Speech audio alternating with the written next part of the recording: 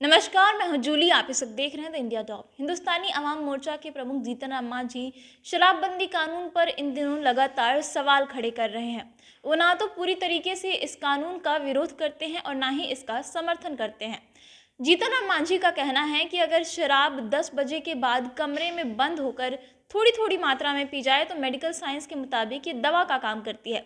लेकिन दूसरी तरफ वो इसी शराब के नुकसान भी बताते हैं कि किस तरीके से शराब पीने से घर में कलह कलेश होता है, यानी कि चित भी मेरी और पट भी मेरी। वो ना तो शराब के पक्ष में है ना तो इसके विरोध में है। उनका कहना है कि शराब पियो लेकिन ज़्यादा नहीं, थोड़ी थोड़ी मात्रा में, और अगर थोड़ी थोड़ी मात्रा में शराब पी जाए तो ये दवा का काम करती है और इसके लिए उन्होंने मेडिकल साइंस का हवाला भी दिया है। उन्होंने शराब के मसले में पब्लिक के पाले में गेंद फेंक दी है, साथ ही सरकार को भी सोचने को विवश कर दिया है।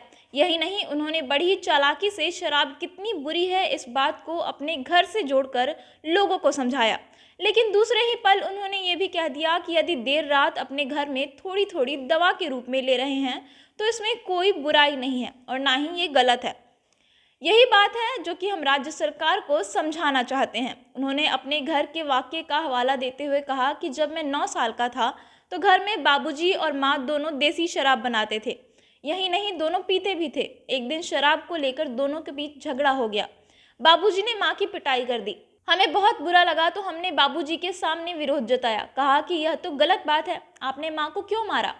आप लोग शराब पिएंगे तो हम स्कूल नहीं जाएंगे और ना ही पढ़ाई करेंगे। ये कहकर हम अपनी जिद पर अड़ गए तो माँ बाबूजी दोनों ने शराब छोड़ दी।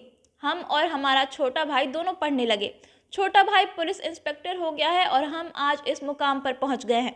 उन्होंने कहा कि आज शराब के मामले में सबसे अधिक गरीब लोग ही जेल में बंद है। ये गलत है।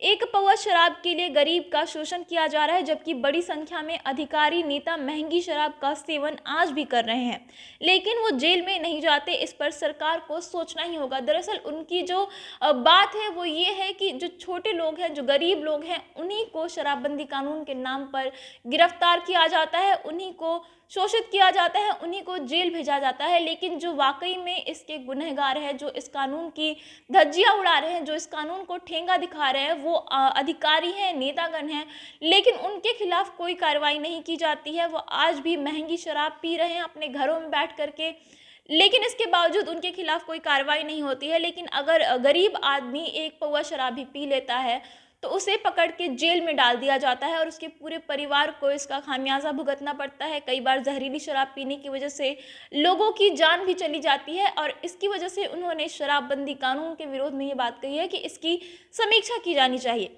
आपको बता दें कि कुछ दिन पहले उन्होंने ये भी कहा था कि जब प्रधानमंत्री नरेंद्र मोदी तीनों कृषि कानूनों को वापस ले सकते हैं तो आखिर नीतीश कुमार क्यों नहीं इस शराबबंदी कानून की समीक्षा करने के लिए तैयार हो रहे हैं? उन्होंने क्यों इसे अपनी प्रतिष्ठा का मुद्दा बना लिया है? एक तरीके से उन्होंने इसे अपने ईगो पे ले लिया है। ये आरोप लगाया था जीतन राम मांझी ने और वो लगातार शराबबंदी के विरोध में इस तरीके के बयान देते रहते हैं। वो लगातार ये कहते रहते हैं कि शराब पीना उतना भी गलत नहीं है जितना कि दिखाया जाता है। अगर थोड़ी थोड़ी मात्रा में शराब पी जाए तो वो दवा का काम करती है और इसके लिए उन्होंने मेडिकल साइंस का हवाला दिया है।